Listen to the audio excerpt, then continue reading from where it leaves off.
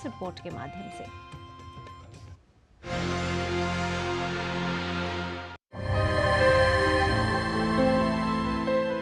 Metabolic bone disease विकारों का एक समूह है जो हड्डियों की ताकत को प्रभावित करता है। खनिज जिसे कैल्शियम, फास्फोरस या विटामिन डी का असंतुलन हड्डी के द्रव्यमान, विकास और टर्नओवर यानी हड्डी के नए ऊतकों को बनने में बाधा डालता है। हड्डी कोशिका गतिविधि को प्रभावित करने वाले कारक जैसे आनुवंशिक स्थितियां और विटामिन की कमी आमतौर पर खनिज असंतुलन का कारण बनते हैं, जिससे हड्डियां कमजोर होने लगती हैं। मेटाबॉलिक हड्डी रोग जन्मजात हो सकता है या फिर आने वाले जीवन में भी विकसित हो सकता है। मेटाबॉलिक बोन डिजीजेज जो होती हैं इसमें कई प्रकार की होती हैं। ज़्यादातर इसमें जो है वो calcium metabolism, phosphorus, vitamin D, protein metabolism भी, यूरिक एसिड, ये सारे इन्वॉल्व होते हैं। प्राइमरीली जो इसमें होता है वो कैल्शियम मेटाबॉलिज्म इफ़ेक्ट करता है और उसके लिए कई बीमारियां होती हैं जो कि जन्म से ही, बचपन से ही शुरू होती हैं और बुढ़ापे तक भी जाती हैं। बचपन से अगर हम शुरू करें तो बच्चों में अगर विटामिन डी की कमी हो, कैल्शियम की कमी हो तो रिकेट्स नाम की बीमारी होती है जो कि जिसमें कि विटामिन डी और कैल्शियम की कमी की वजह से हड्डियाँ, बहुत सारे सिम्टम्स आ जाते हैं बच्चों को, जैसे कि उनके जो स्कल की हड्डी होती है वो थोड़ी सॉफ्ट रहती है, माथा थोड़ा फूला रहता है, दांत निकलने डिलेड हो जाते हैं या गलत निकलते हैं, उनके कलाई की हड्डियाँ चौड़ी हो जाती हैं, घुटने टेढ़े हो जाते हैं, रीढ़ की हड्डियाँ भी टेढ़ी हो सकती हैं, उनके छाती में भी बोन्स की बनावट अलग बन सकती है, पेट थोड़ा सा निकला हुआ होता है। ये सारे सिम्टम्स हैं जो कि रिकेट्स की वजह से होते हैं। कई कारक हैं जो मेटाबॉलिक बोन डिजीज के खतरे को बढ़ाते हैं।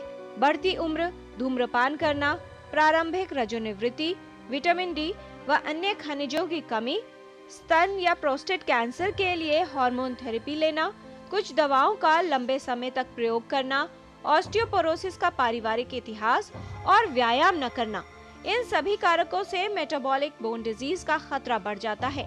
पूरे मेटाबॉलिज्म को करेक्ट किया जाता है विटामिन डी देकर, कैल्शियम देकर, और जब वो करेक्ट हो जाता है, अगर कुछ टेढ़ापन परमानेंटली आ गया है तो उसको ऑपरेशन करके उन हड्डियों को सीधा भी किया जा सकता है। यही चीज़ जैसे जैसे उम्र बढ़ती है, यंग एडल्ट्स में भी इन्हीं वजह से ही एक बीमारी होती है जिसको कि हम ऑस्टियोमलेशिया बोलते हैं, और हड्डियां सॉफ्ट हो जाती हैं, उनमें भी टेढ़ापन आ सकता है और टूट भी सकती हैं।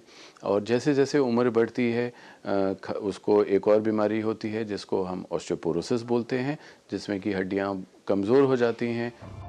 हड्डियों में पर्याप्त खनिज न होने पर वो धीरे धीरे कमजोर होने लगती हैं या क्षतिग्रस्त हो जाती हैं, जिससे चयापचय संबंधी हड्डी रोग हो सकते हैं।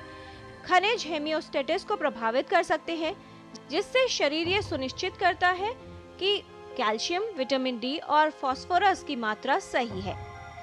हड्डियां इन खनिजों को संग्रहित करती हैं, पुनर्निर्माण और विकास के लिए इनका उपयोग करती हैं। बहुत ज़रूरी है कि गर्भावस्था के समय से ही जो महिला है उनको विटामिन डी और कैल्शियम दिया जाए, और जब डिलीवरी होने के बाद भी बच्चों को भी आजकल ड्रॉप्स दिए जाते हैं विटामिन डी के, जिससे कि ये शुरू की जो रिकेट्स की प्रॉब्लम है वो ना हो। और यंग एडल्ट्स में भी और आगे जाके एडल्ट्स में भी इट इज़ वेरी इम्पॉर्टेंट, बहुत ज़रूरी है कि विटामिन डी और कैल्शियम और प्रोटीन्स ये सही मात्रा में पहुंचते रहें और एक्सरसाइज करते रहें ताकि बोन्स स्ट्रांग रहें और आगे जाके ये प्रॉब्लम ना रहे। विटामिन डी का जो हमारे शरीर में काम होता है वो होता है कि कैल्शियम को शरीर के अंदर एब्जॉर्ब करना। प्राकृतिक रूप में ये विटामिन डी हमारी स्किन बनाती है, हमारी चमड़ी बनाती है धूप से।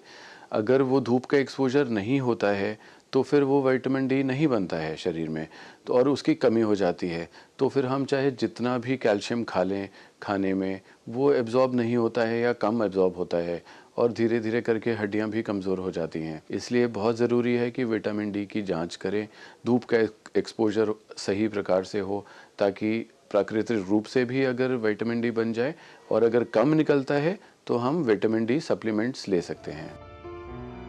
यदि ये गतिविधि ठीक से ना हो तो हड्डियां धीरे धीरे कमजोर होने लगती हैं, जिससे हड्डी टूटने व अन्य समस्याएं होने की संभावना बढ़ जाती है।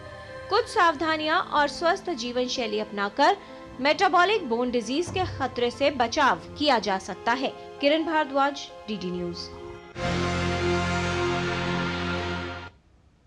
हड्डियों का घनत्व जितना बेहतर